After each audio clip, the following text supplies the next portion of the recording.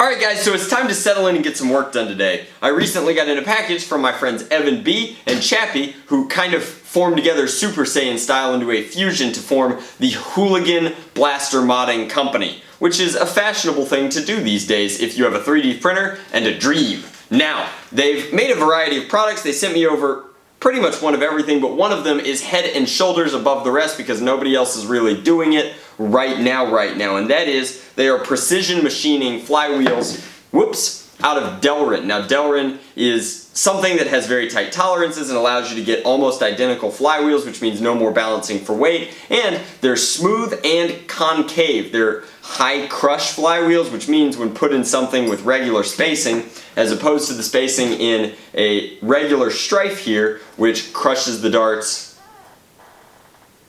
just a little bit, these when put into something like, say, an artifact cage, even with their convex nature, are going to crush the darts a little bit more. And that's just allowing you to impart more energy onto the dart. Now, they've got a variety of other things. They also sent their 180 cover. This, of course, goes over a hole that you cut to accommodate the 180s on a strife like so. Theirs is huge. It's so blocky, in fact, that it covers these sides. Now, if that's your cup of tea, then that's awesome because it means that you don't have to focus on how clean your holes are. You just chop everything off, smack this guy on, and you are good to go.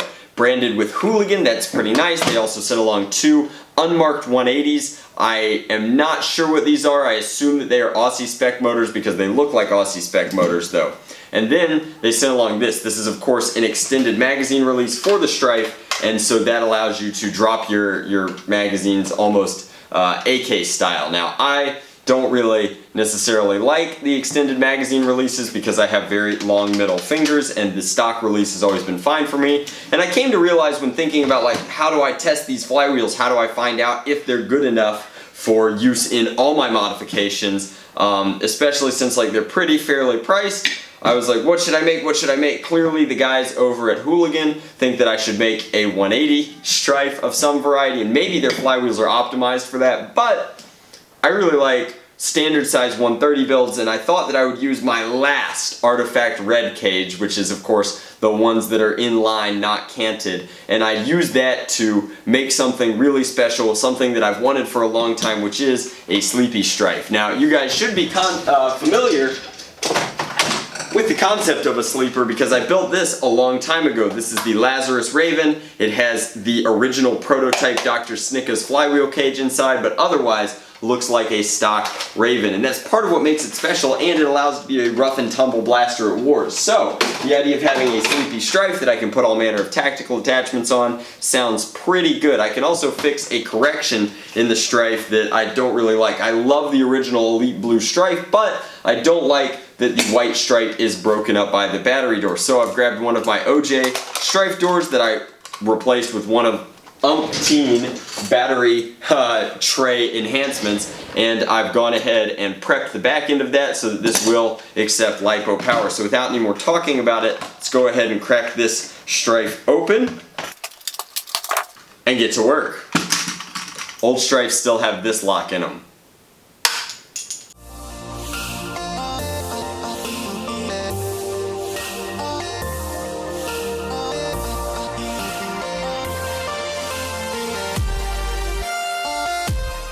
Gross. Stock wiring. Alright, so since this is a sleeper, and by definition a sleeper is something that you can't tell is modified from the outside, we do not need to remove the magazine release because we're never going to change it. The stock magazine release is fine. Let's go ahead and start installing all of our fun components to make something really, really special. That means that we're going to need to test with a LiPo, we're going to need to set all of this aside for the time being, and we're going to need to completely gut this battery tray and build an entire loom for the Hooligan wheels to fit into the Artifact Red cage. Let's go.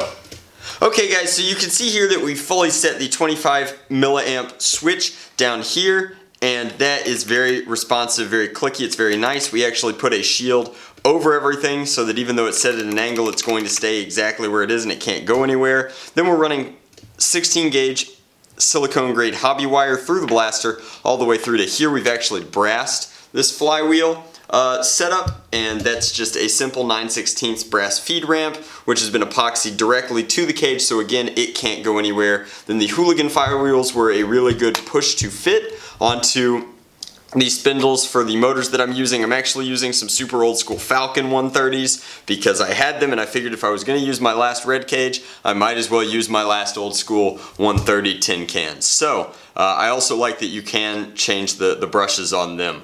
But feed ramp is clean. This brass is all the way through to about here, which is where I like it. And then the Hooligan flywheels were not all the same weight, but they were of a relatively consistent weight. So even though they've been machined to precision, there are still some slight differences in weight, at least that my scale could detect. So I'm very happy with this pair though, as this pair was roughly the same weight, off by 1/10 of a gram. So that's not a lot at all. And then this one is off by about 0.3 grams. But the balance here is exceptional. They're concave flywheels, which means that they have an excellent grip on the dart, and I think that the performance is going to be really nice, but the only way to guarantee that is to finish buttoning this thing up and getting it off to the races.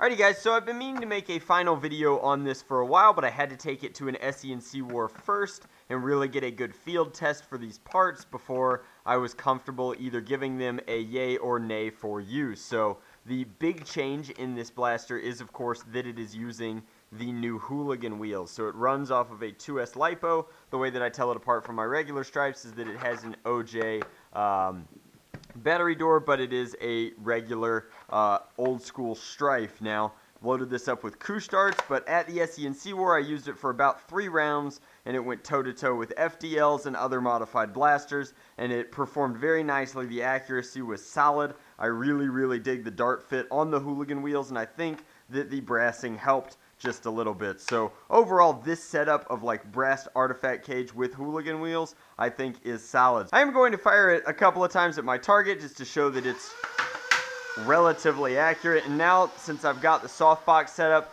you can actually fire over a chronograph inside and still read it. So 129, 102, 136, 38, duplicate 138, 134, and that is it. So the wind down time is really long, but other than that, solid performance. These wheels definitely get a huge thumbs up, at least in this configuration with the artifact cage being brassed and everything. But I mean, I'm sure that they'll work in other setups. They're definitely very cool. I know for a fact that Chappie and Evan over at Hooligan are working on some proprietary setups that'll involve their own almost Snickas-like cages that they are lathing out of aluminum, I think, and that is really cool in and of itself. So lots of cool stuff to come from them. If you'd like to check out either these wheels or the rest of their stuff, check out their Etsy store in the description box below. Very neat. I know that they're doing 3D printing of body kit, and they're coming to the very special highlight Nerf event of the summer, End War. So you will get to see them on the channel pretty soon, as that event is coming up late next month. So much love, Nerf on Drek out.